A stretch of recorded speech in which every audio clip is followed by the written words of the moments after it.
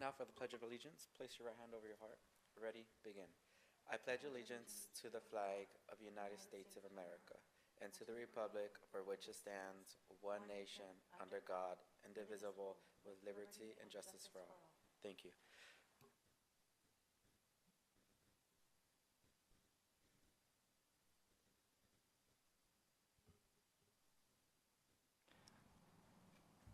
All right, commissioners, please announce any item you're recusing from due to a conflict of interest prior to the item being heard.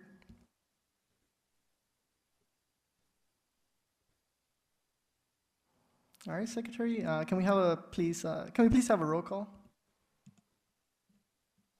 Sure. Commissioner Barcena, Present. Commissioner Boado,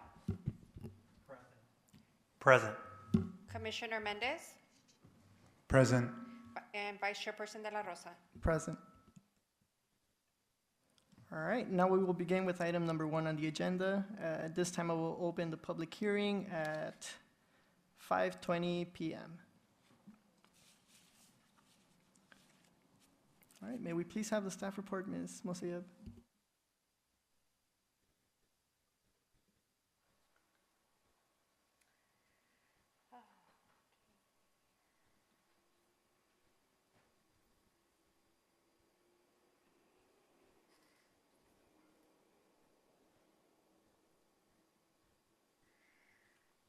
Good evening, Vice Chair, Commissioners, staff, and public. For the record, my name is Mona Mosayeb, Associate Planner with the Bell Gardens Planning Division, and this presentation is to discuss tentative parcel map 84125 and conditional use permit 2023-017 as it relates to the condominium development at 5822 Gotham Street. The applicant is requesting approval of a resolution. First, finding that the tentative parcel map number 84125 and conditional use permit number 2023-17 are exempt from the provisions of the California Environmental Quality Act pursuant to Section 15315, Class 15, Section 15332, Class 32, and Section 15303B, Class 3. This refers to the infill developments. Second, approving tentative parcel map number 84125 to create one parcel for condominium purposes on approximately 11,420 square foot lot. And third, approve CUP number 2023-017 to authorize a reduction in I'm so sorry, my edits are incorrect, but approving CUP number 2023-17 to reauthorize the proposed development of a 3-unit residential condominium project located at 5822 Gotham Street, which had been previously approved but has since expired. The site description. The project site is located at 5822 Gotham Street within the Zone R3, which is high-density residential with a land use designation of high-density residential. All surrounding uses are also high-density residential. The current site conditions, as shown in this Google image, the subject site is just over 90% complete. A reauthorization is required since no final map could be recorded after the expiration of the tentative map on December 31st, 2021. It is important to note that this project was previously reviewed by the Planning Commission in 2016, was approved. The applicant did pull all the permits during that time. However, it did expire. The tentative parcel map expired as well as all the permits. So this presentation is for the reauthorization of those items. The proposed site plan. The proposed site plan depicts the tentative parcel. This proposed site plan depicts the tentative parcel map and its 3 condominium units. This development meets the standards of the provisions provided by the Bell Gardens Municipal Code 9.20.140 of the residential condominiums. There are 3 condominium units in the hashed areas. They range between 1,733 square feet and 2,309 square feet. Each unit will have a 2-car garage and laundry facilities. They will also have enclosed private open space in the highlighted area in their quote-unquote backyard, as well as some patio space. They will also have, as depicted in the green highlight, a shared common open space with recreational facilities, such as a barbecue space and an enclosed trash enclosure. These elevations depict a sense of the space that the applicant would like to provide to the new tenants. The analysis from staff determines that the applicant's request is consistent with the Bell Gardens general plan, and the proposed project conforms with all the applicable development standards with the adoption of the requested conditional use permit. It is staff's recommendation that the Planning Commission take the following actions. First, adopt PC Resolution PC 2023, approving the tentative parcel map number 84125 to create one parcel for condominium purposes on the approximate 11,420 square foot lot at 9822 Gotham Street. Number 2, adopt PC Resolution 2023-11, approving an updated conditional use permit 2023-017 to allow the development of the 3 residential condominium units. And third, to direct staff to file a notice of exemption, finding the tentative parcel map and conditional use permit exempt from the provisions of CEQA. At this time, the presentation is concluded. We are open to any questions. Thank you. Thank you very much. Any comments, questions from the commission?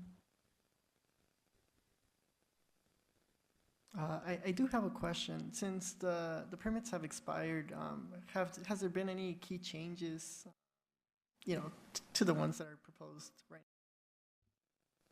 There have been no changes to the design. It is, like I said, it is approximately 90% complete.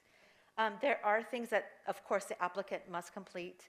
There are some driveway approaches that need to be updated, basically put in new. Landscaping does need to be clean. So there are items that do need to be complete, but before the applicant can move forward, they have to pull new permits. Initially, when this applicant came before the Planning Commission, they also applied for a variance. But since that time, the code has changed, so they no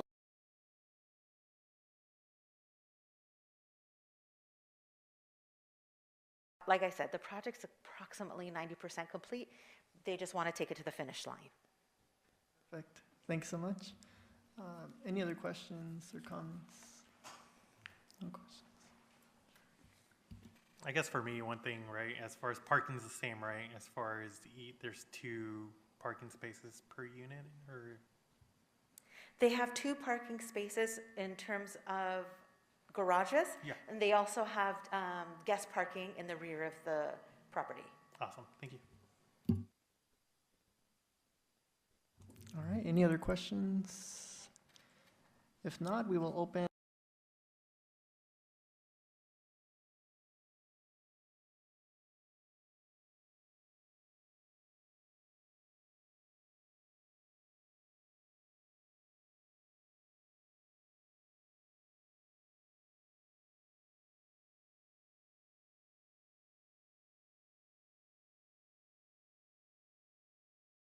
Dial *6 to unmute yourself. Individuals joining through the Zoom app may request to make a comment by using the raise hand feature on Zoom and select the unmute or the microphone icon when instructed. We will begin to hear from members of the public that are physically present in the council chambers. If you haven't done so already, please submit your comment cards now. And we, Vice Chairperson, we did not receive any comment cards for this item. And let me see if there's anybody in the chat line wishing to speak on this item. Looks like we do have one person wishing to speak. Let me go ahead and get them on.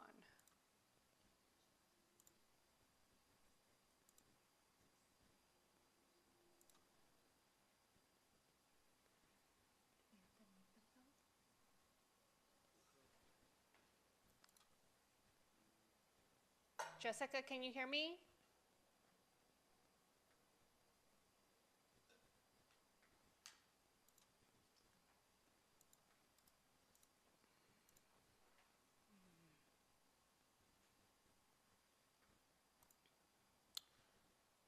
Jessica, can you hear me?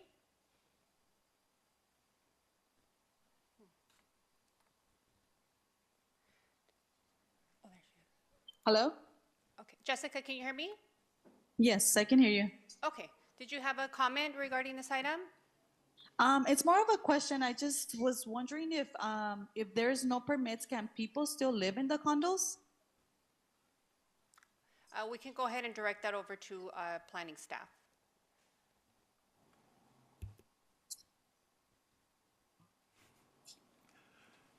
This is Stephen Jones, City Planner. For the record, the answer to the question is no. They would need to have permits finalized before occupancy could take place.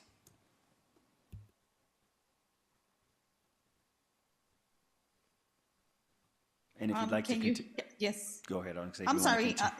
Continue with your comment.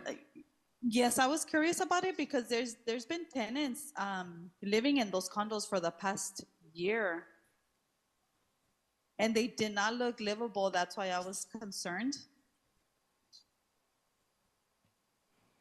Okay, if you're finished with your comment, we'll definitely take the rest, and then I'll respond. You have a little more time. Yeah, that was it. Thank you. Okay, thank you. Just as a point of clarification, again, Stephen Jones, City Planner, we'll definitely have our code enforcement look into the complaint or the suggestion or the comment, because, yeah, you would definitely need to have permits for habitability and making sure that the buildings can be occupied. So we'll look into that. Great. Thank you, City Planner. Are there any what are the consequences to such a, violation per se? From a land use and zoning perspective and a building permit perspective, we would just be looking for compliance. And so technically, because I don't know about the habitability, it's really a building and safety concern, and they could red tag the building and deem it uninhabitable or unlivable. And so I would say we would ask that property owners would be judiciously expediting and looking into getting those final permits, which with the authorization or the reauthorization of this entitlement would facilitate that. All right, thank you for the comments. Commissioners, any questions or comments before we close public participation? I'm not sure if this can be answered, but I'm just kind of curious now why the, I don't know what you'd call them, the landowners didn't get finished with the stuff that they had, since it was only 90 or 10% left. I'm not sure if planning staff has an answer to that question. Mona Mosaib, for the record, the applicant and their representative, or actually the representative of the applicant is available. So if Ms. Gonzalez is open to answer that question for Commissioner Barcena, that would be wonderful.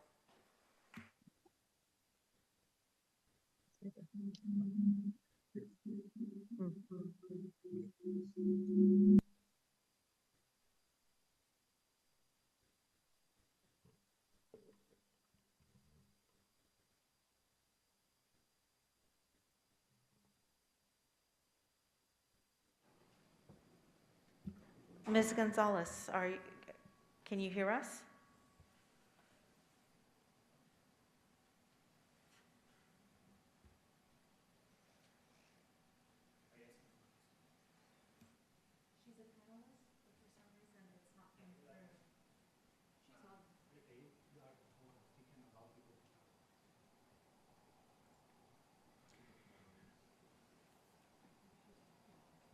She's on there and unmuted.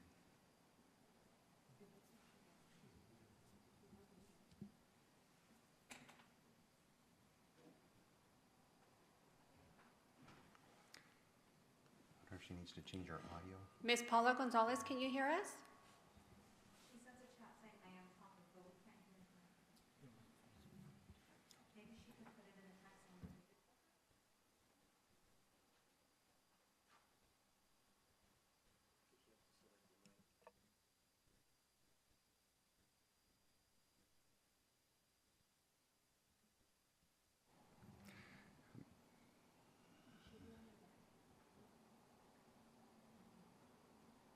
She's indicating her radio is not working for some reason.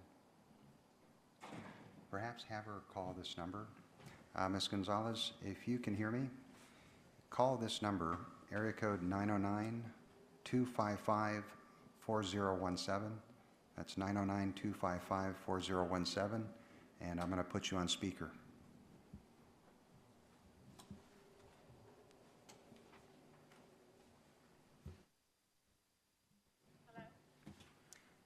Okay, Ms. Gonzalez, go ahead and speak. Oh, hi. I was trying, but for some reason the audio wasn't working. Hi, my name is Paula Glass, and I'm the representative for the project. The answer to that question, Mr. Councilman, is the project went from one hand to the next, and the original contractor passed away. The stamped original plans were lost, and they ran out of money, and I didn't finish the project. The client took the project from our office, and he went with someone else to complete it, and eventually, last year, he contacted us again and asked us to finish. But the reasons, the specifics, I don't know them. I just know that the original contractor died. He passed away, and that the plans were lost, and that it went from one hand to the next, and nobody finished it, and everybody lost whatever we had done till that point. It was expired. Thank you. Thank you for that answer.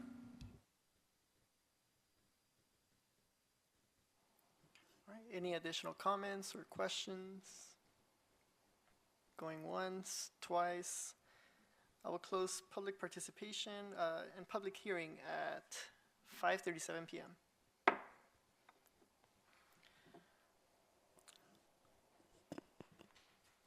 All right, commissioners, any motions?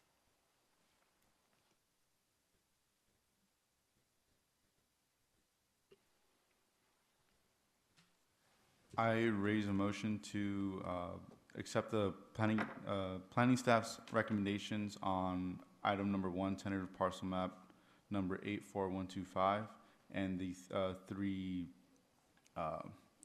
sub-points under that.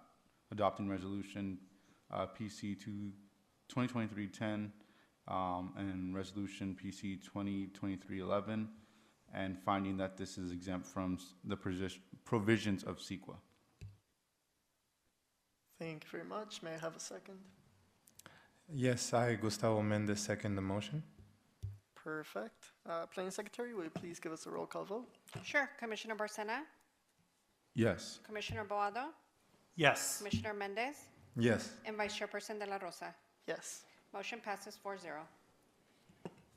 And the last day to appeal this item to the Planning Commission and to the City Council in writing is Thursday, October 2nd, for the record. All right, thank you very much. All right, we will now begin with item number 2 on the agenda. At this time, I will open public hearing at 5:38 p.m. All right, may we please have the staff report, Ms. Mosayeb?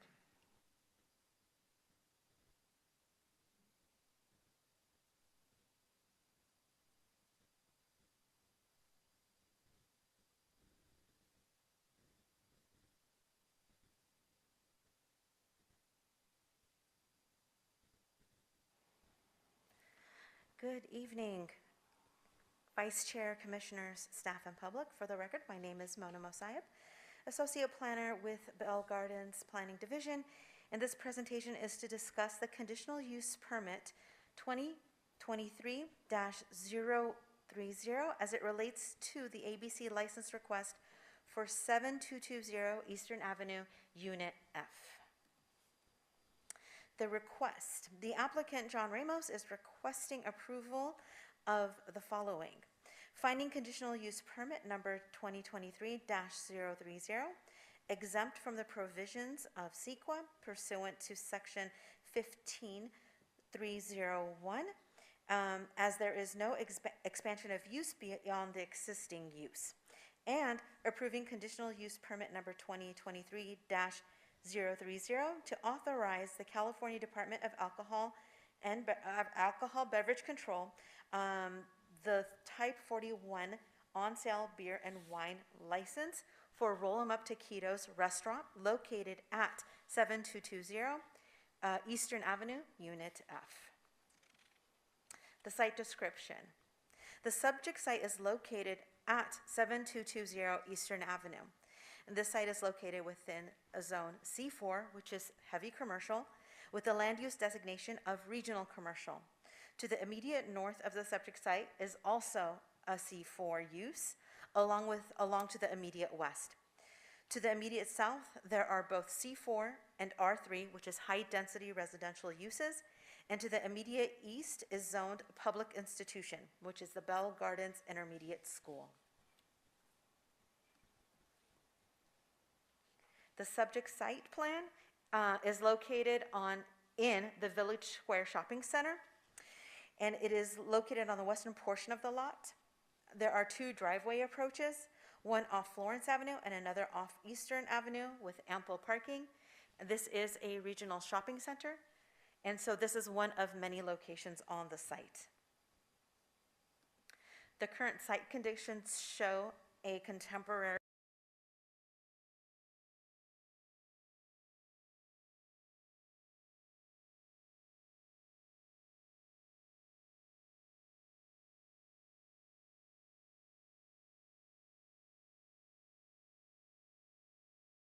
it has railings. So it's not like a covered patio or enclosed, but it has railings. 315 square feet. The highlighted green area is the unit's restroom, and the area highlighted in violet is the staff area. Census tract analysis for 5341.20, which is highlighted in yellow. This reflects that there are 5 existing businesses within the census tract that have ABC licenses. There are 3 additional businesses within close proximity to the subject site, though not in that same census tract. If approved, Roll 'em Up Taquitos would be the 6th business with an ABC license, and it is highlighted by the yellow star. Continued analysis on the census tract. In 2021, the Department of Alcohol Beverages Control used a ratio of 1 license per 944 residents to determine the concentration within the census tract. 5,742 people reside in the census tract, and based on the assigned ratio, 6 on-sale licenses can be permitted. Currently, 3 on-sale licenses exist and 2 off-sale licenses. So if approved, this restaurant would be the 4th on-sale license and the 6th license at this census tract.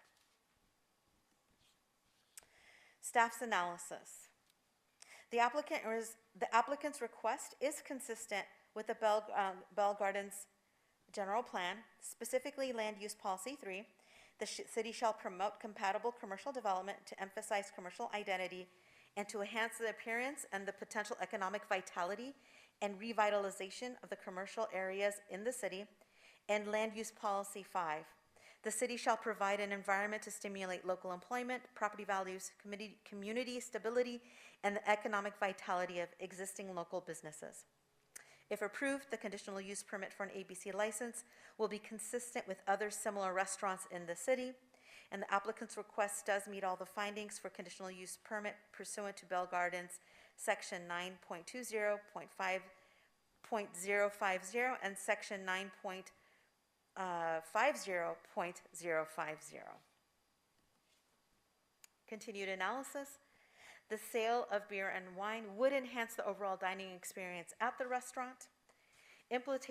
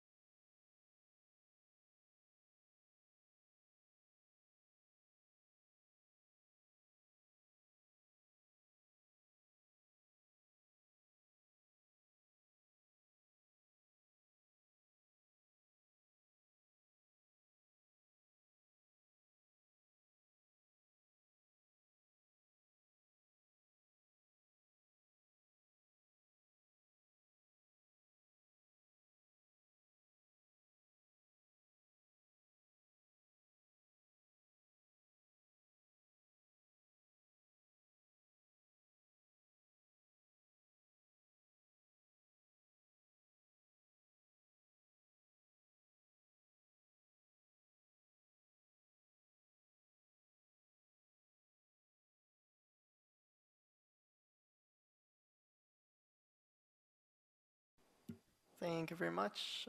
Commissioners, any questions?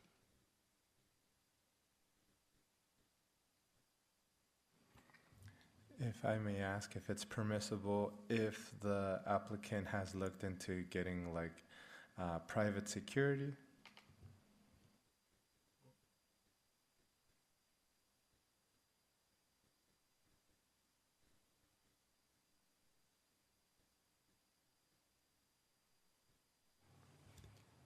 Stephen Jones, City Planner again. If you want, we could have the applicant or open the public hearing and have the applicant discuss.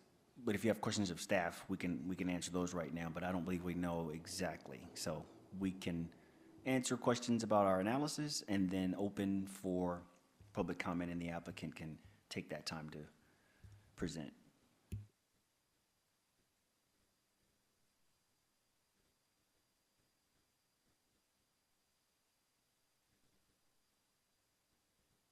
Commissioners, any questions? Going once, twice. All right.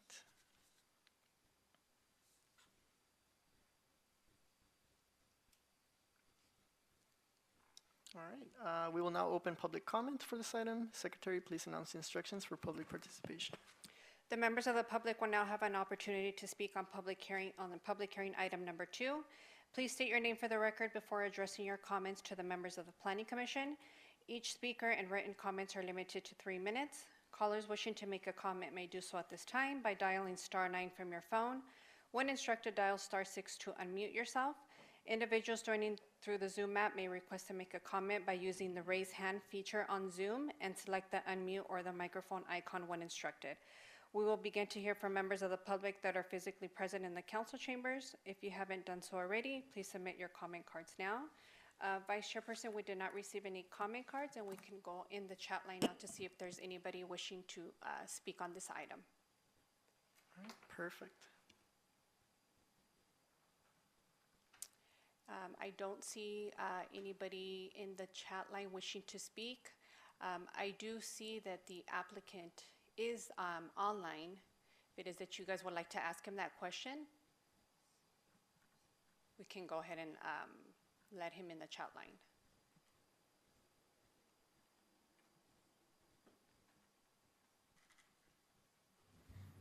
Okay, thank you. Yes, if I may ask to the applicant if they were considering of having private security, as it's high activity in this area when it comes to beer and wine.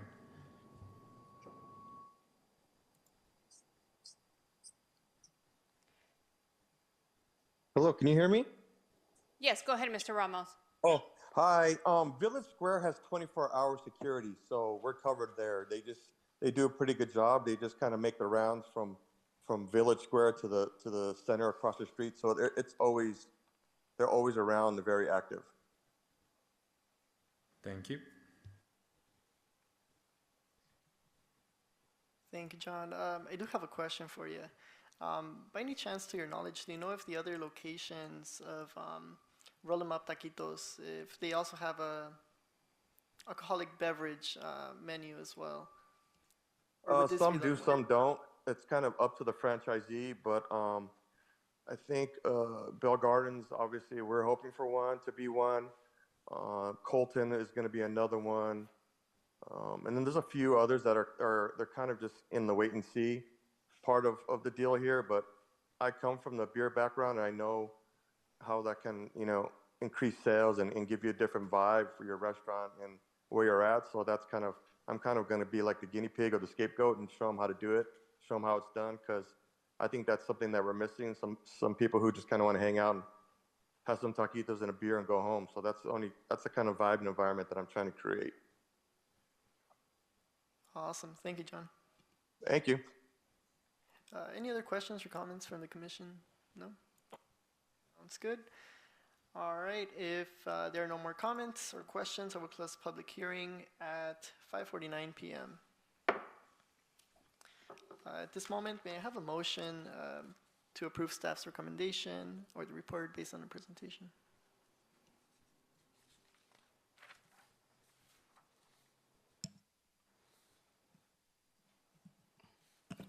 Vice Chairperson, I believe we would have to do a motion first, a first and a second on this item.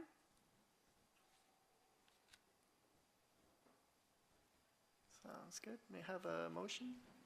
So I motion to approve the Adopt Planning Commission Resolution PC 2023-014 and approving conditional use permit number 2023-030. I second that motion.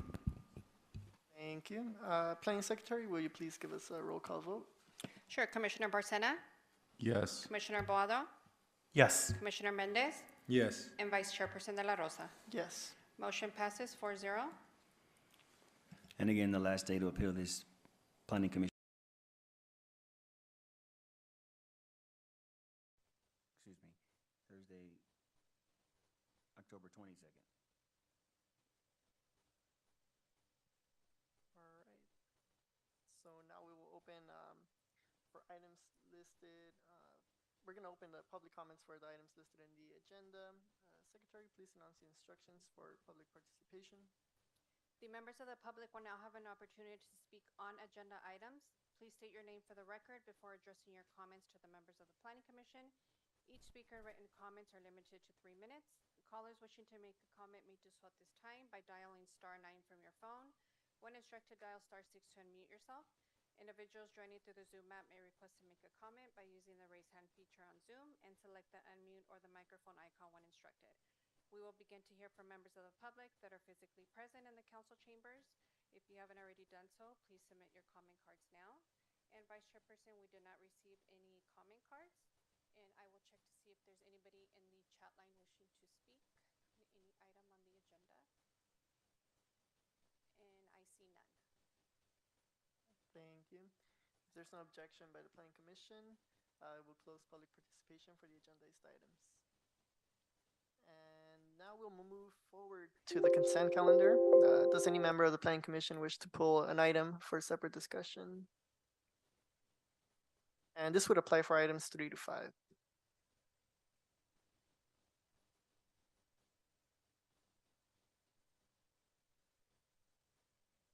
In my case, I do have a question in regards to item 1.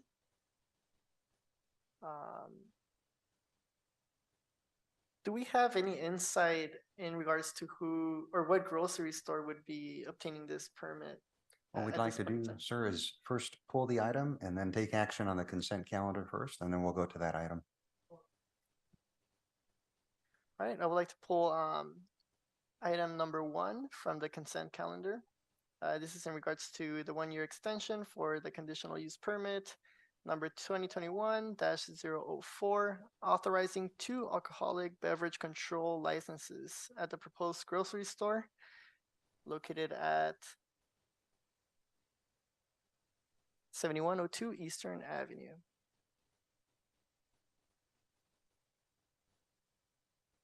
Would you like to make a motion on the other consent items? Just no motion at the moment. It's just a question in regards to item 1. Well, item number 3 has been pulled. So the first step is to take action on the rest of the consent calendar, and then we'll go forward with item number 3 after that. All right, can I have a motion for the consent calendar? I'd like to raise a motion to approve the 2 items on the consent calendar that have not been pulled, which are items 4 and 5. Item 4 being the 1-year extension of time for site review plan number 2022-069 and variance number 2022-069. And item number 5, which is the approval of September 20th, 2023 Planning Commission minutes.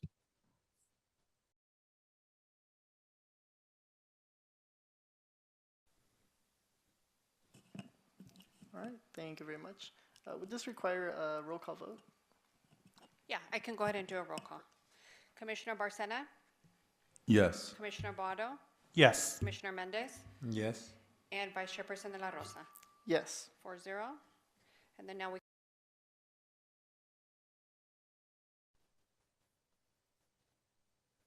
Yeah, my question to staff in regards to item 3 from the consent calendar is, do we have any sort of insight in regards to what grocery store will be, establishing themselves in that area? We do. Actually, the staff member that's in charge of it is right there. I can let Adrian give us a little more insight on that. Good evening, Vice Chairperson Miguel. I'm Adrian Flores, the social planner with the City of Bell Gardens. So as of right now, it's in the early talks. There are a conversation with El Super. They have submitted for tenant improvement plans. It's very in the preliminary stages, but we are looking at El Super to move in at that location. Wonderful. Thank you so much. That's exciting.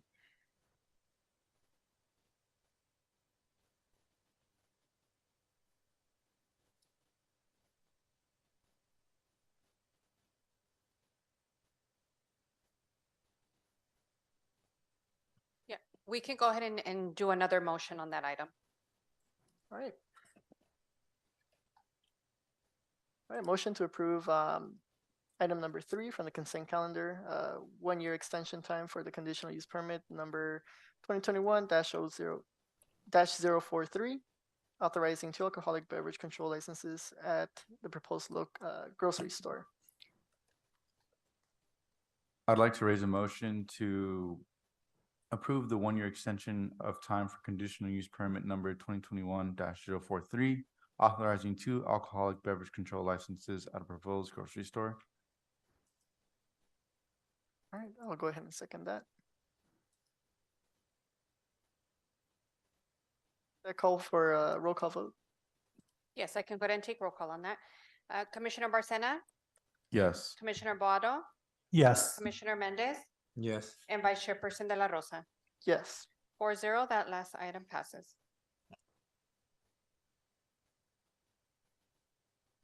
All right, thank you very much. Let's see. Coming up next, discussion item number 6 is in regards to a study session for the general plan environmental justice element. City Planner Stephen Jones, would you please introduce the item? Absolutely. Thank you, Vice Chair. We do have a presentation, and I'm hoping that it's emailed to the chamber, or are we going to have shared screen? It should be there. So while that's coming up, I can get started. Good evening, Chair and Commissioners or Vice Chair. My name is Stephen Jones, City Planner, and I, along with the Associate Planners Adrian Flores and Mona Mosiah, will present the Environmental Justice Element survey results and the EJ Element draft goals and policies. Thank you. Of discussion is the process to develop the element and what is proposed to be achieved. Since 1965, the general plan has been required by state statute, the legal underpinning for land use decisions that you make and a vision about how the community will grow. In 2016, the EJ element became a requirement for jurisdictions with disadvantaged communities that are identified on the Cal EnviroScreen website, compiled by the Office of Environmental Health Hazard Assessment. And so while environmental justice is still a relatively new term, it has long been an issue for many who have been historically experiencing discrimination through unjust land use policies and practices. From the Spanish colonizer mission systems, various state and federal acts, industry practices such as redlining and poor conditions for workers. During the 1980s, the formal environmental justice movement began to gain traction in the United States to bring light to the concept of environmentally hazardous or degraded environments being in close proximity to low-income and ethnic minority communities. In the new millennium, communities call for change. California Senate Bill 1000 saw provisions for the reduction of unique or compounded health risks in disadvantaged communities, for the promotion of civic engagement, and for the prioritization of improvements and programs that address the needs of disadvantaged communities. So a new EJ element would accommodate the framework by which the city would direct activities, focus resources, and apply for funding to decrease pollution exposure, increase community assets, and improve overall health. The EJ element starts with research, including community input from the recent surveys, which guide the development of the overall goals. Specific policies would then be developed to meet the goals, and these components will feed into the development of our EJ element. A survey was conducted from June 26th through September 18th of this year. 101 responses were received, a great deal in English and some in Spanish. The greatest portion of responses were from those who live in the city, at least 16 who live and work in the city, and 7 respondents neither worked nor lived in the city. And from there, again, we look at research, goals, policies, and then the development of the element. Adrian will discuss the highlights of the survey responses. Good evening, Commissioners and Vice Chairperson. I'll be going over the environmental justice element survey results. Now, the intent of the EJ element survey was to hear from the community regarding their concerns and identify potential opportunities for improvement in the city. So the bullet points I'll be going over on the following slides essentially indicate the main areas of concern for each topic. Some of the questions that were asked, some of the questions we have for you guys while I go over these results is, are these areas consistent with your understanding of the community? And are there other areas that have not been identified that you believe need to be addressed or prioritized? So going over some of the area concerns, the area concern was with air pollution, and that was due to factories, industrial operations. So that would be any pollution or any soil pollution that would cause due to these factories or industrial operations. Another air pollution concern was mold, and that was primarily due to interior mold, in residential properties, either not proper ventilation, wherever the case may be, but that was one of the concerns under air pollution. The other area of concern was for water pollution, that is due to old and damaged pipes and contaminated water. And again, these are concerns that were for residential uses.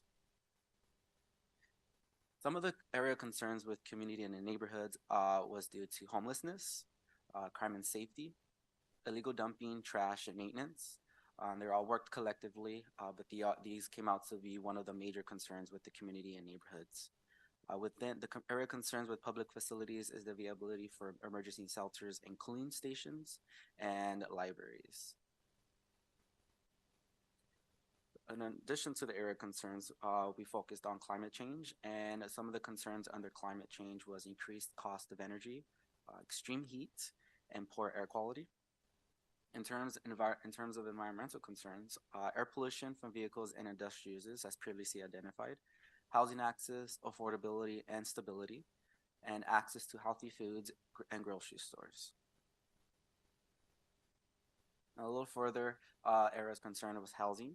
One of the issues with housing that was a major area of concern was parking availability and cost of affordability of housing and maintenance. Now, some of the areas concerned with civic engagement had to do with lack of participation due to inconvenient meeting times, lack of childcare to participate in the meetings, or lack of computer or internet access if one wanted to join the meeting at home through Zoom. Another issue with civic engagement was feeling unheard. Now, based on the survey results, the following draft goals consistent and with state legislation were identified, such as minimize community exposure to environmental pollution, improve public facilities, provide better access to affordable, safe, and sanitary housing, and expand public services and opportunities for civic engagement. And now Mona, our associate planner, will go ahead and discuss the draft policies intended to achieve these goals. And again, we want to leave you with the question of, do you agree with these goals? And are there any goals that should be added or removed?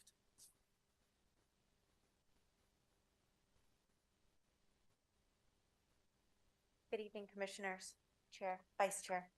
As Adrian mentioned, I will be going over these draft policies. These policies are to minimize resident exposure to elements, to avoid mixing sensitive receptors and pollution sources. New development would be sited away by buffering and using infiltration systems. A lot of the data received was from Cal Environ's screen.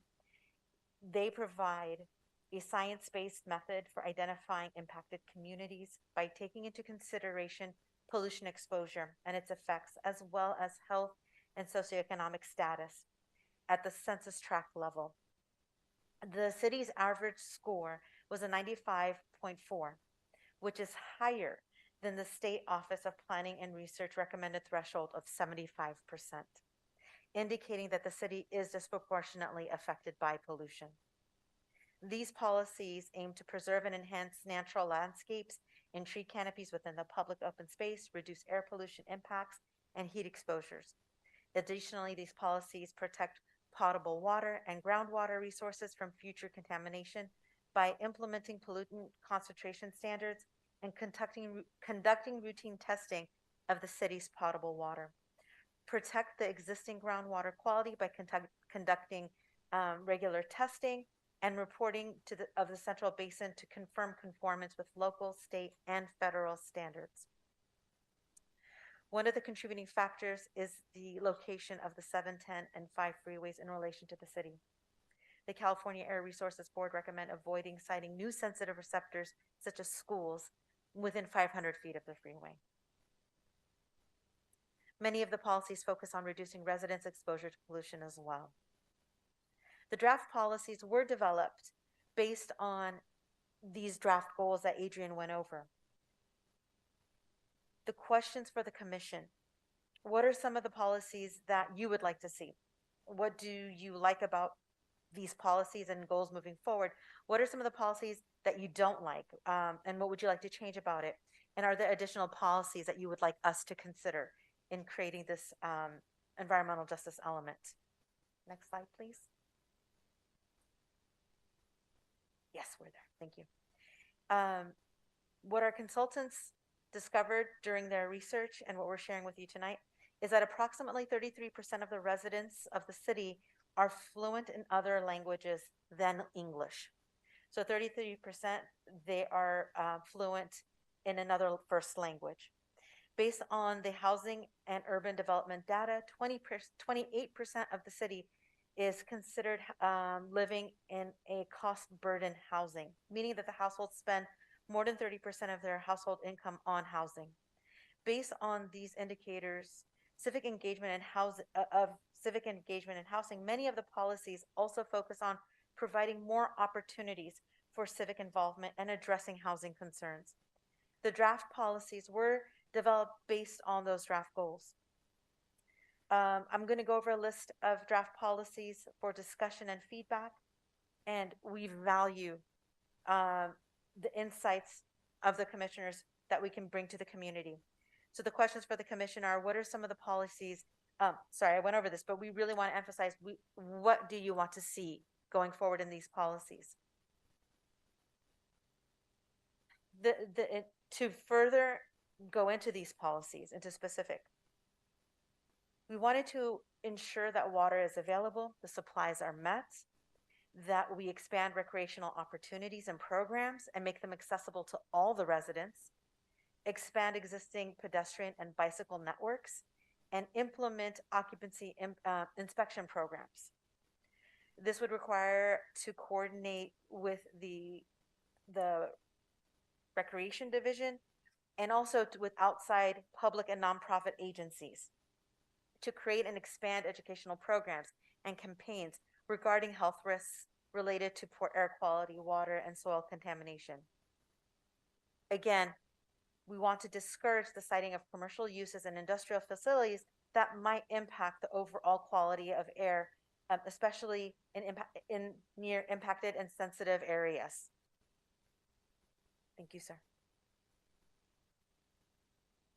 We want to encourage the rehabilitation and preservation of substandard homes, including retrofitting for environmental sustainability, implement land use policies and programs that allow for development of residential densities to accommodate all families, encourage affordable housing by offering density bonuses and additional waivers of relief where appropriate, increase outreach and educational services regarding tenants' rights.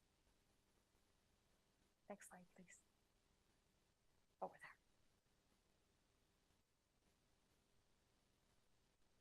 There we go. We want to implement programs that support transitional housing, partner with nonprofit organizations that address issues between housing, between tenants and landlords, review public services through regular checkups in partnership with the municipal region and statewide agencies, implement new and innovative outreach methods with the aim of expanding the city's current reach. Going back to the discovery that 33% of our community is fluent in a first language other than English, leading to publishing city communications in English and Spanish. Promote recreational programs to all residents. Attract grocery stores to desert areas through financial incentives, zone changing, and any assistance that they may need. Increase safety and emergency preparedness through an established short list of designated emergency shelters in the city, providing information in both English and Spanish. Consider new start time for commission and council meetings to encourage increased public participation.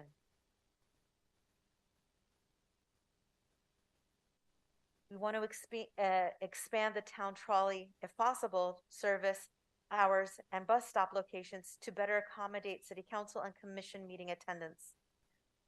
Increase live stream city council and commission meetings at public facilities, at the recreational areas, at the library, so people may attend and participate. Circulate annual public surveys to gather input on important citywide needs. And these surveys should be used in consideration of the city's annual budgets. Expand the use of social media to post important department and city information in both English and Spanish. With that said, this study session does come to a close, but we would really love to hear what the commission gained, what they liked, what they would like to see changed, and what they would like to contribute to our discoveries. Thank you. Thank you so much for the participation. Commissioners, any questions, comments, or suggestions in regards to this insightful presentation? Yeah, I have a few comments, questions, and suggestions. So first, I want to acknowledge that I think the goals are really thorough. It covers a lot of different ground, and I was just happy to see that certain things that I think maybe our public didn't really think about were covered. Just to point out one thing that I saw, just the discussion of heat islands and ensuring that there is still foliage to provide heat protection and just provide filtration of the air through the use of plants is something I liked.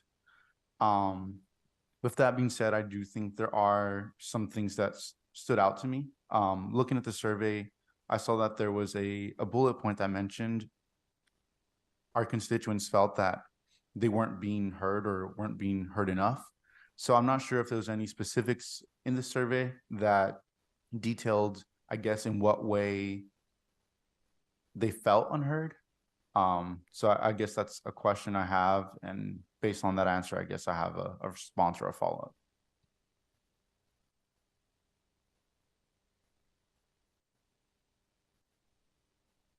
This is Stephen Jones, city planner. I'm going to see if I can get that specific question up and see if I can provide a little bit of detail.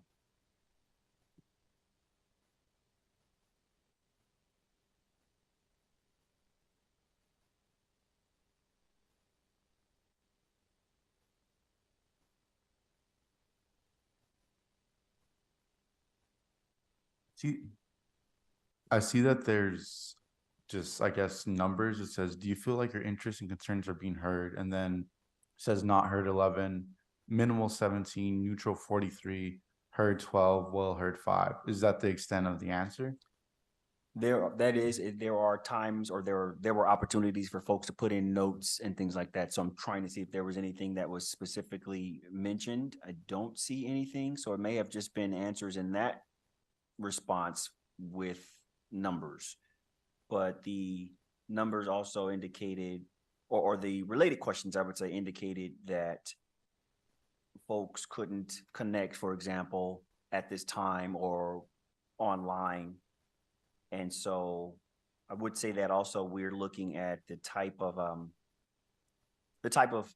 policies and goals that are drafted here. Some of them will be a formal documentation of what we're already doing and programs that we're looking into, like affordable connectivity, so that folks can actually get the benefit of programs that the federal government and the state government put out there for broadband connectivity, for example. So we didn't really get a specific list of why folks maybe felt unheard, but the rank was there. And so, yeah, there's things that we're doing that are for related questions that will be addressed in this element. Okay. So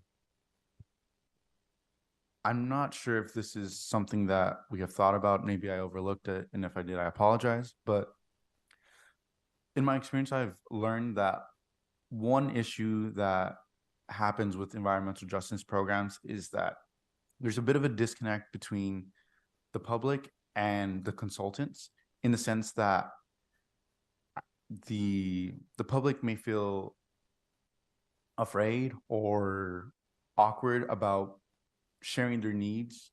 And I think there's a bit of a, I guess, just a barrier, in the sense that a lot of times when people are unfamiliar with terms, they may not, like environmental justice, they may not really understand what's being asked of them and how best they can share their needs.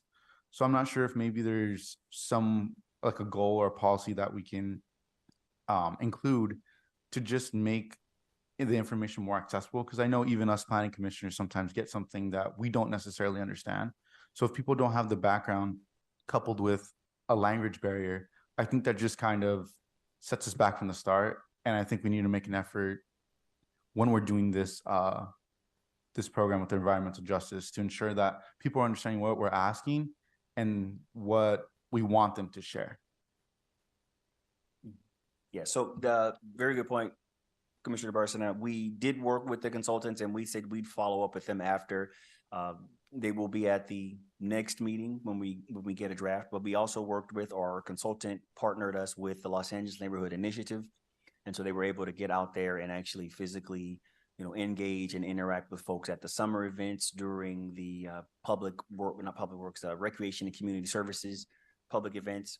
And so there was a table at least 3 events. I want to say the movie night, and there was a couple of other farmers market events that they went to, and there was a table there where they were able to interact and engage with them in English, Spanish, or whatever the language they felt more comfortable in. And so that was part of the reason we got not only digital results, which I think was encouraging, we got paper results as well. Folks that were able to do it the way they felt they needed to do it or could do it, we received that, and those results are analyzed and included there. But that is a very good point. We will follow up with the consultant, and they will be here to discuss it further.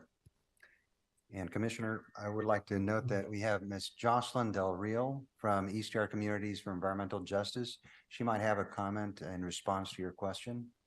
Ms. Rio, if you could go ahead and unmute yourself. Hi, I had a general comment about this presentation, but it's not a direct question to what somebody else responded. Should I wait until it opens up again? If we can go ahead and hold off, then let's go ahead and go through the commissioner's questions, and then we'll get right back to you. Thank you.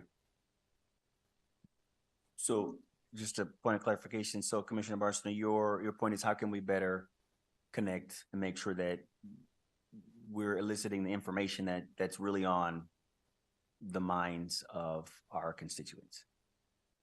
Yeah, just making sure that we provide as many opportunities. It's reassuring to hear that we had a booth set up at least 3 events. So just more of that. And it's also reassuring to know that we had the people there that were able to speak English and Spanish to ensure that the voices were being heard.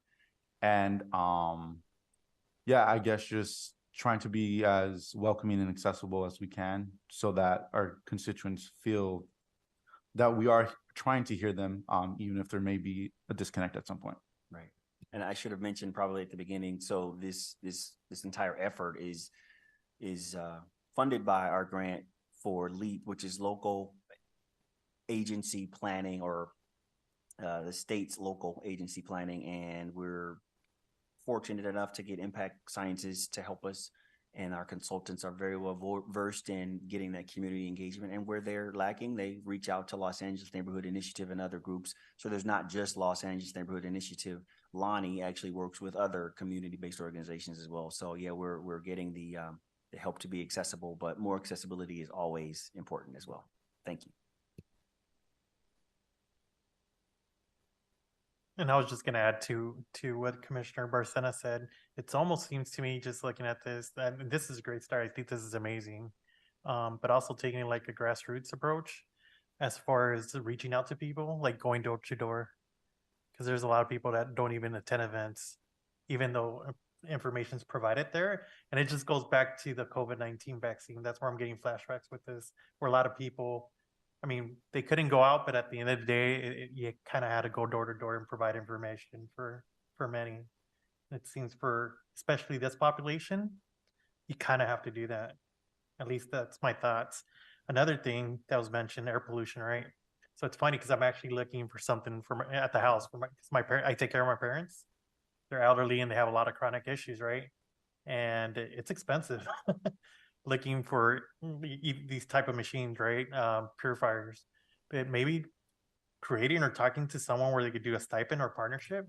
I know back then through the city, they had a program with Ring for security cameras and maybe partner with whoever, Shark or whoever manufactures these air purifiers to see if we could get something going for residents at a low cost, if possible. Grocery stores, that's another thing too. Like I know when my dad have to buy a certain type of groceries, organics, that's really expensive. So I don't even shop around the area, right? So just bringing a grocery store that's going to have that and maybe provide lower costs for the area as well. And that's easier said than done as well. Let's see what else that I had. Oh, and low income, right? I see low income, but there's people that actually are not low income, but they actually operate as low income because they have a little, like, I don't want to use myself as an example because I'm an outlier and I don't belong there. But once again, like I take care of my parents, expensive, especially medications that are not covered based on my income that I cover out of pocket. Groceries. I mean, I could even mention one of the medications I pay out of pocket is $500 a month, and other people can't afford that, right? So there's stuff like that. When I see low income, there's people that actually, you know, they do decent, but at the same time is like they have need for different programming. Let's see, what else did I have? Oh, water as well, right? So there's many residents, including myself, like I don't drink the water from here. I actually go and buy my stuff from Costco or Sparklets at the end of the day as well. So maybe if we could do like another program with them where they could reduce the cost as well for our residents. But this is great though. This is amazing. So thank you for doing this. Yeah, definitely. Thank you for this information. I just want to commend the city for, using social media effectively to communicate, the people of upcoming events or updates going on in the city.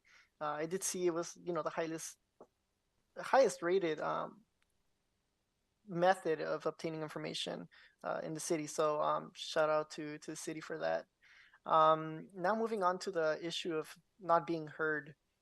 It may be attributed to the levels of participation at the meetings. So how do we address this, right? One way to address this would be to send out a mailer, perhaps once a month, informing people about the upcoming meetings. It may include the commission meetings, city council meetings, maybe a flyer that includes everything that's going to go on in the city for that month. I know we also send quarterly booklets throughout the city, but maybe a flyer a month would be one way to increase that participation at the meetings and events in general.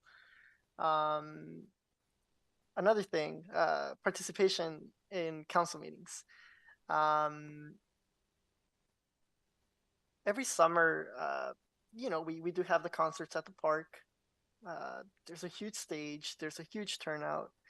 And I'm seeing here that inconvenient meeting locations is attributed to low participation. So why I'm thinking outside the box here. Why don't we hold a council meeting at the park during the summers? You know, right before the concerts, just have a council meeting at the park. The people will, you know, stay updated with what's going on in the city, and at the end, they'll finish it off with uh, with the musical, you know, performance that's coordinated every year. So that's one way to, you know, mitigate inconvenient meeting locations and also increase participation and also address the concern of not being heard. So that's one suggestion there, as well as the monthly you know, mailers to each household in the city. It could also include QR codes to facilitate you know, communications on social media, and including our website here, which is also the one of the second you know, most effective way to obtain information on the city. So you know, it's all interconnected, I believe, and you know, thinking outside the box and, you know, taking the approach head on, I think that would be one way to mitigate that issue there. Another thing, I did see that the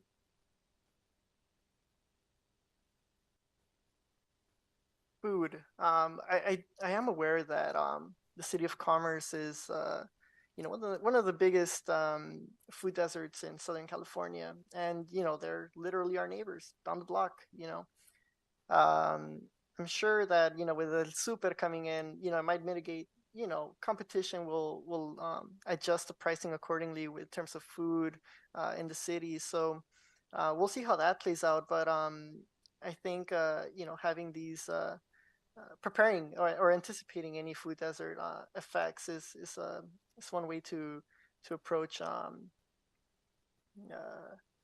you know, the cost of food, or you know, in general, the cost of living here. Those are just some suggestions on my end.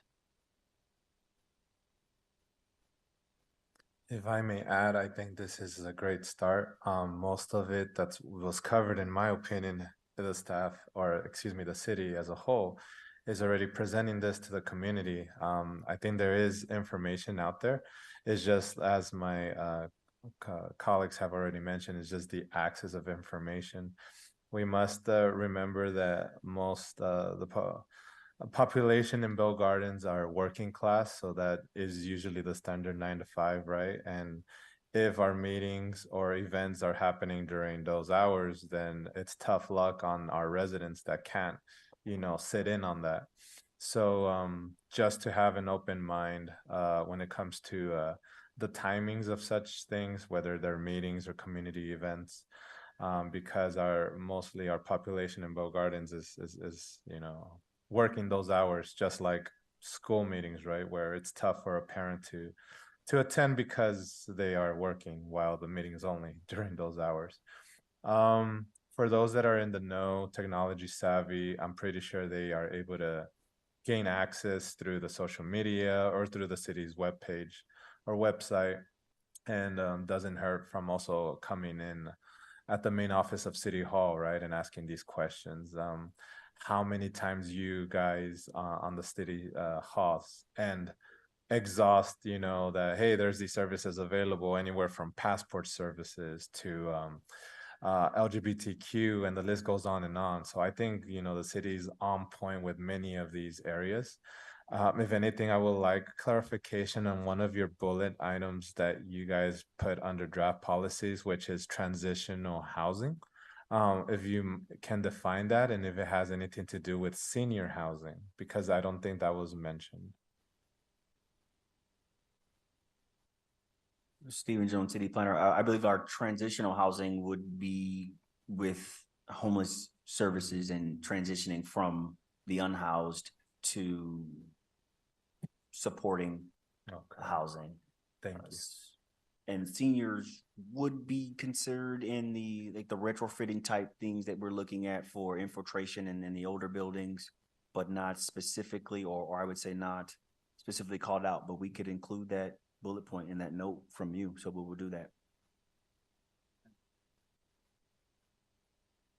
And also, when it comes to our water and our tap water especially, I don't know, a suggestion to throw out there is to have if there's, more than one water municipality, to maybe attend a city council meeting or a planning commission meeting where they could just present and give us community members a peace of mind of what water municipalities do when it comes to our tap water quality.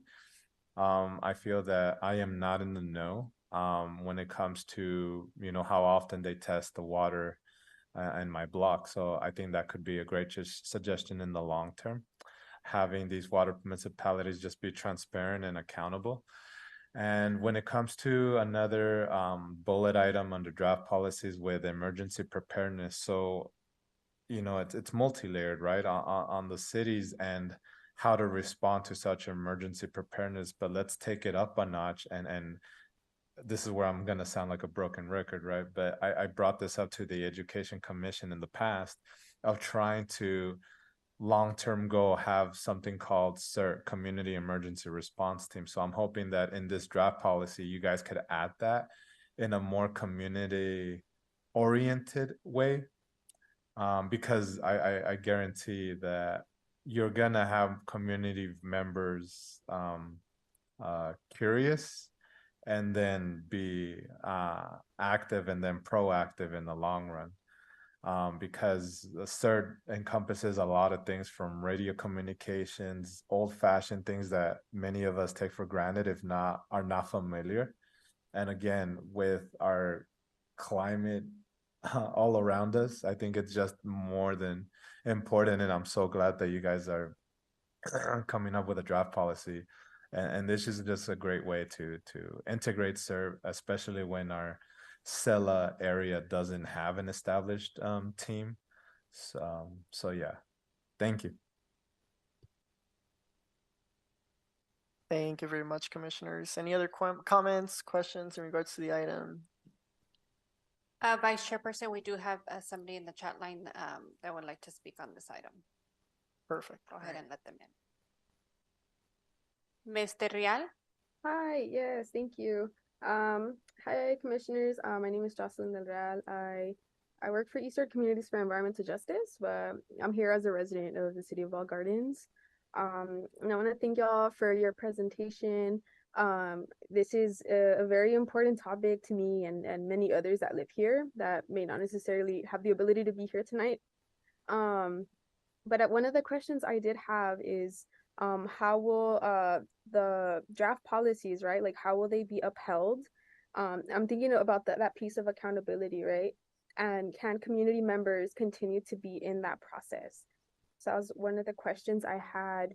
The second, just expressing a bit of concern around the response rate, because I heard it's, I guess, 101 responses out of 38,552 residents. So I did want to flag if there would be more opportunities for feedback for this element. That might not necessarily look like a digital survey, just to get more additional experiences, right, that we can't necessarily capture through that digital survey. And essentially, like, how are we making more space for the community?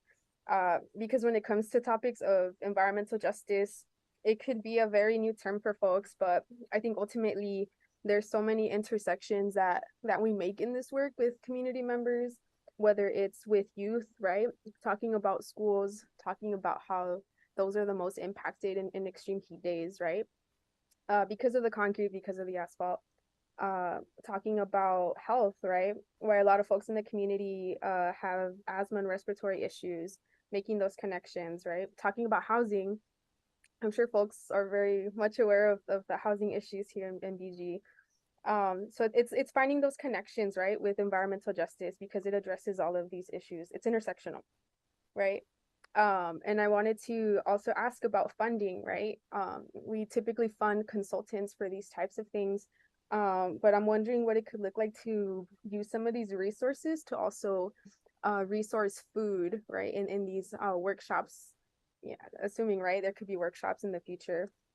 Resourcing food or resourcing things like water capture barrels or native plants, things that folks can come for, right? And really want to engage and start these conversations, because I think ultimately that's how we get a little bit more out of this process, right? We want to get all of these thoughts and feedback. And I guess to cut it short, because I had more thoughts. But in terms of things to address climate change, right? I know one of the commissioners mentioned extreme heat island effect, which is something that I definitely agree that should be included, as well as I also heard somebody talk about CERT. That is a very valuable first aid and response program. I myself took that in the city of Cudahy because we don't have one in Bell Gardens. But it's really just coming together and thinking about these possibilities for the city. So I just wanted to lift up those thoughts and questions. And I know that was a lot, but would appreciate any thoughts. Yeah, so I just want to echo a point that Ms. Rial said. I do think and I hope that this process is something that the community can consistently be a part of. I don't just want it to be something where we surveyed them, got their impressions, and we act on it from there. I definitely do want to encourage as much participation as we can and as much outreach on behalf of the consultant. So I know, Stephen, that's something you've already mentioned. So if we could just push them as much as we can to reach out to our community and invite the community to share their responses and any other perspectives that they may have throughout this process. Absolutely, Commissioner Burson. I think that Jocelyn's comments were very good. So there are things that I could touch on really quickly just to say with regard to implementation. Part of the process is once this becomes policy and framework for us to look at other ways to implement, for example, the environmental justice element will spark the land use element, for example, to be updated so that we can then look at our zoning code and see how we're making sure to implement these specific items into development.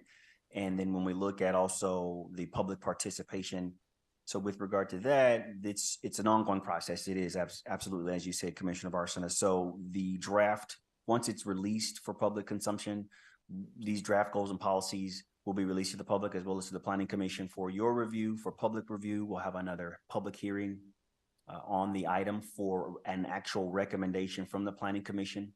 And then at that point, it goes to the City Council, more time for public participation, public comment. And within the meantime periods between public hearing at Planning Commission and going to the City Council, there's opportunities for redrafts and updates and incorporation of comments. So those types of things are ongoing. And then that entire cycle would continue when we're looking at, again, the implementation part in terms of how the arms reach out to the other parts of the general plan and the zoning code. And then the last thing I'll mention is that the resources is a good example of one of the things the environmental justice element would help to facilitate. So we're fostering not only resources for consultants and getting the framework done, but for actual programs that will assist residents. Like with the housing section, we are offering, the city's offering, rental assistance. So we already have a rental stabilization ordinance that's going to help the 78% of folks that are renters in the city. And so now that we've implemented that and there's an ongoing administration of that, the permanent local housing funds that the city already has access to can be used to help renters keep up with their rent. And there's a certain type of program that's not just, to pay the consultants. There's going to be a rental unit fee and things like that, but there's money set aside and earmarked for helping. So in the same way that the permanent local housing fund is going to be used for rental assistance, we can look at ways to subsidize retrofitting. So if we're going to say, hey, there needs to be infiltration of interior air so that mold doesn't affect our residents, maybe there's a fund that's out there that the state or the federal government can help with updating folks' houses and things like that. So there's all sorts of grants that we're already using that came from other elements and other types of infrastructure or planning infrastructure, I should say, like the Cal Home Grant, for example. Right now, there's $175,000 available for folks to purchase homes. The only thing we're lacking right now is the available inventory. So the Planning Commission, you guys will be approving, lots of new projects coming on so that there's opportunities for home ownership. But that's a program that doesn't go to consultants or staff. It goes to the residents once they're eligible. So once we have an inventory, we'll be able to utilize that as well. So in the same way that those programs are affecting our residents and increasing the quality of life, the environmental justice element will set the tone and set the standard for us to be eligible for grants and resources to actually disseminate to the residents. Thank you so much, staff, for the presentation, the insights. Thank you, commissioners, as well as Jocelyn for participating. Any other questions, comments? Vice Chairperson, if I may. Yes. It looks like we do have one more caller that is wishing to. Yeah. So let me let them in. Hi, I think you can hear me. This is Michelle Pignon, longtime listener, first time caller. My name is Michelle Pignon. I'm with Safe Cities at Standout Earth, and I really echo the sentiment that has already been expressed around this is a good start, but there is quite a few ways to go. In particular, I wanted to note two specific items. The one is related to, we know that the existing environmental pollution externally is pretty significant in Bell Gardens. But I would also like to see some specific language about indoor air quality.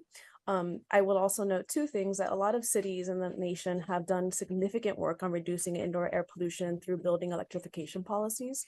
However, unfortunately, that's only really been up to the individual homeowner who's able to access those funds. So my suggestion is that Bell Gardens explore ways to funnel some resources, particularly with the IRA that just came on at the federal level, so that folks are able to have better quality of air. I know in particular, there's been some recent research that really makes that explicit connection between indoor air quality, asthma rates exacerbated by gas stoves. So there's quite a bit that can be done on that front in particular. And there are quite a few cities that are actually modeling some of that work. And I highly encourage you, if you have the time, to look at the Safe Cities website that kind of outlines all the different policies that have worked in other cities. The second item I wanted to raise is that, we're part of a broader systemic piece, and there are industries that are growing that continue to contribute. So it's good to see Bell Gardens doing what they can do within their sort of scope. But I'm also curious about what the city would plan to do for emerging industries that already have a track record of pollution. In particular, I am thinking of the explosion of e-commerce that often results in warehouses being sited in new areas. And that's often correlated to increase of heavy duty trucks, diesel exhaust, all those different pieces. So I would also love to see Bell Gardens take some more explicit stance against these polluting industries to not allow them to encroach on our community. That's it. Thank you. Awesome. Thanks so much, Michelle. Any other comments on the chat as well? Just want to note, Chair, that we're going to make sure we get this video recording to our consultant, Impact Sciences, so they can review every comment that you've made. Wonderful. Thank you so much. All right. If there are no more comments, may I have a motion to approve staff's recommendation in regards to this item?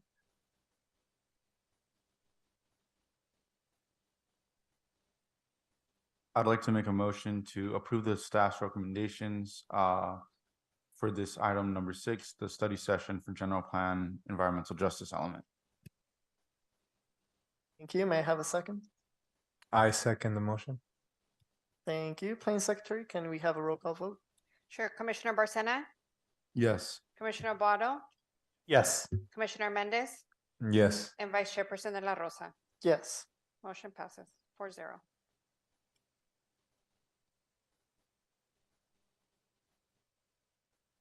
All right. Thank you.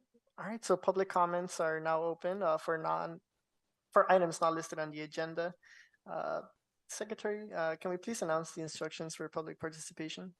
The members of the public will now have an opportunity to speak on items not listed on the Planning Commission agenda. Please state your name for the record. Each speaker and written comments are limited to 3 minutes. Callers wishing to make a comment may do so at this time by dialing *9 from your phone. When instructed, dial *6 to unmute yourself. Individuals joining us to the Zoom app may request to make a comment by using the raise hand feature on Zoom and select the unmute or microphone icon when instructed.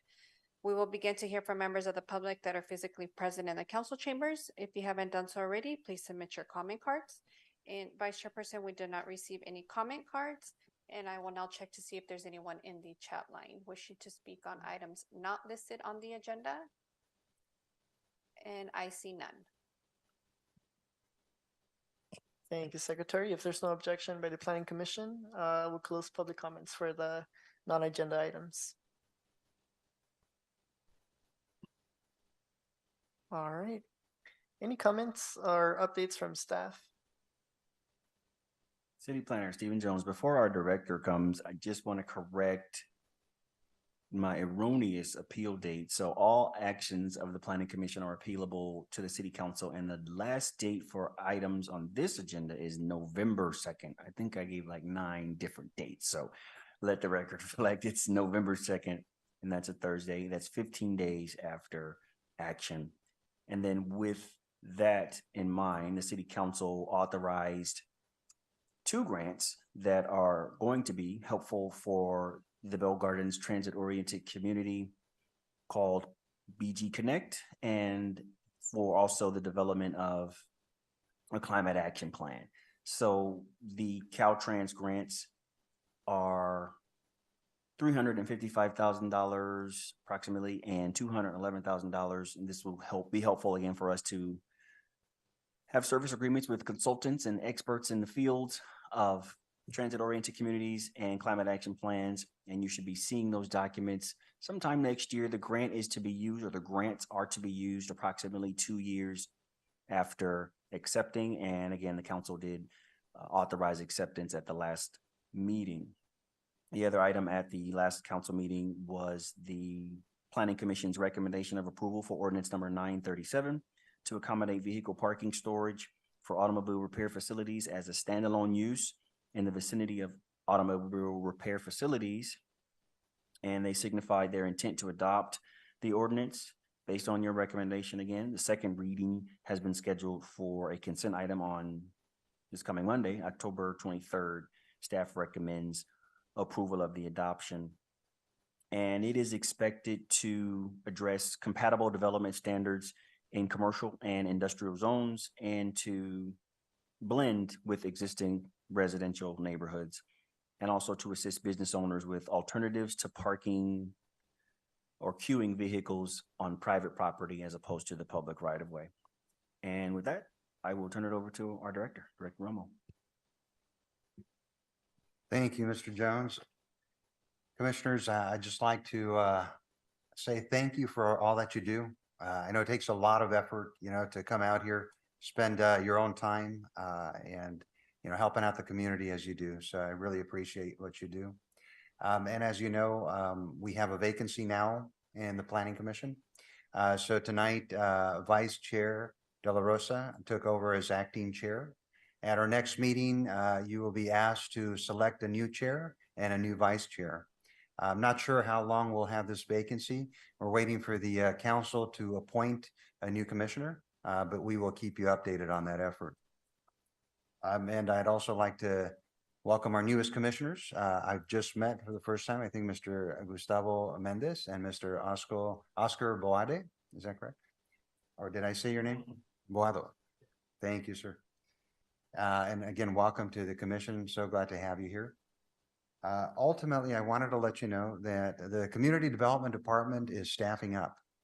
As you know, we had a rent stabilization and tenant eviction protections ordinance that was passed a year ago. We followed up with a cost study so that we could implement the ordinance and make sure we get the rental registry in place.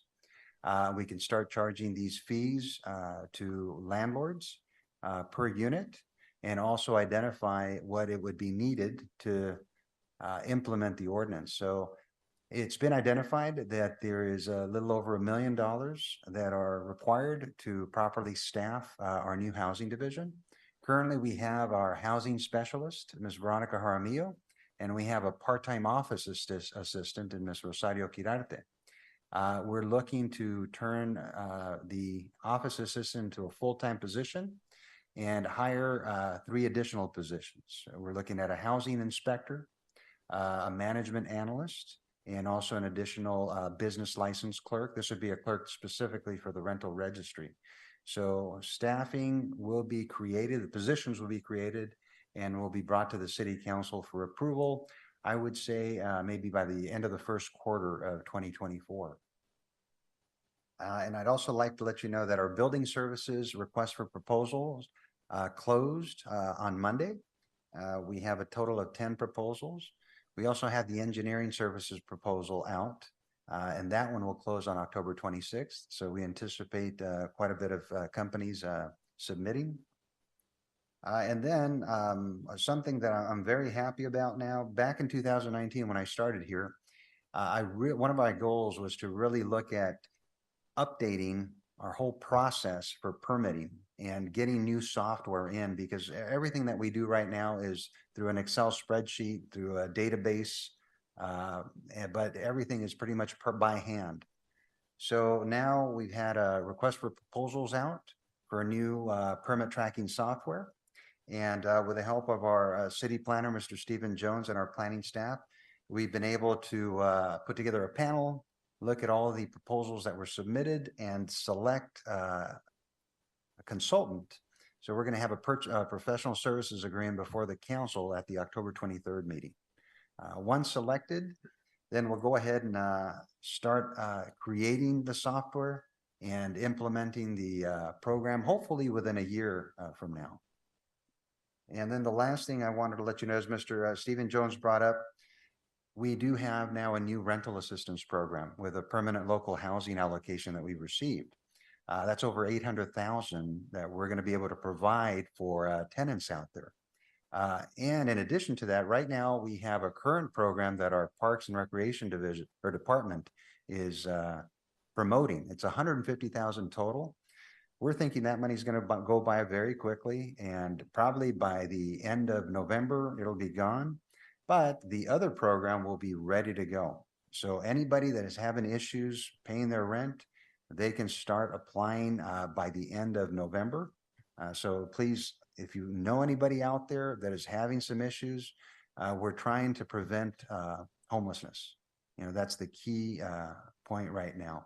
But also people that need just a general subsidy to, you know, keep food on the table and so forth. And housing costs, as we know, are very high. Please let them know to submit. And that concludes my comments. Thank you. Thank you so much, everyone. Thank you, staff, and thank you, Gustavo.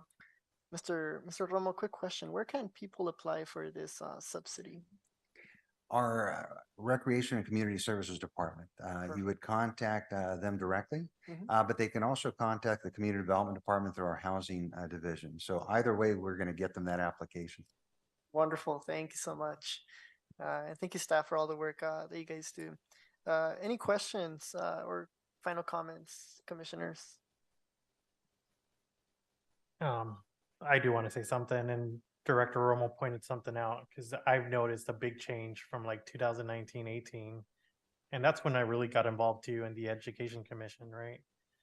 All the amazing programs that the city's providing, the staff that we have here, and I don't think none of you get the appreciation they should get, because I'm proud to be a resident here and I'm proud of the city, all the work that all of you do, and you should be acknowledged every single day, because especially during COVID-19, how the city was stepping up, and even to now, like programs you guys are all bringing, it's amazing. Other cities are not doing that. So I hope residents see that.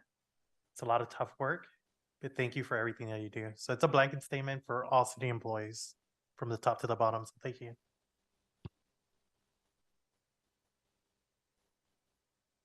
Thank you very much. Any other comments?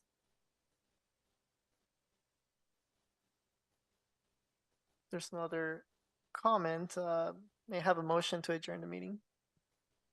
I'd like to raise a motion to adjourn this meeting. Thank you. May I have a second? I second that. Thank you very much. We'll adjourn the meeting at 6:55 p.m. Thank you, everyone.